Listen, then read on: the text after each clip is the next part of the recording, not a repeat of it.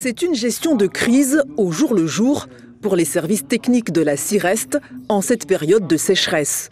Les tableaux de bord sont alarmants dans deux communes, Salazie et Saint-André. Aujourd'hui, sur la commune de Saint-André, on a atteint des seuils dans le captage du Bradéliane qui sont 50% inférieurs au minimum pour la production continue.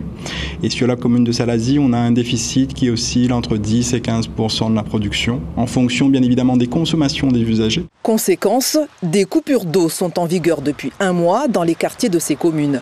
Mais un plan de gestion globale de la situation est en cours. Nous allons entamer, et nous avions déjà entamé des travaux importants, notamment sur l'amélioration des rendements de réseau, sur la mise en œuvre aussi des unités de potabilisation de l'eau.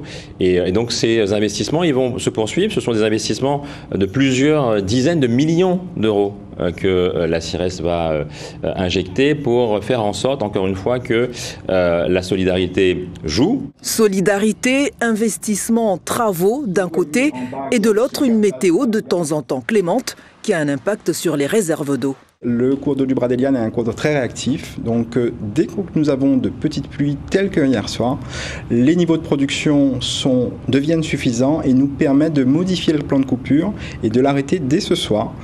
Et nous ferons le suivi quotidien afin d'envisager de nouvelles coupures si nécessaire, si le niveau venait à redescendre en dessous des minimums nécessaires. Plan de coupure suspendu donc à partir de ce soir dans l'Est jusqu'à nouvel ordre.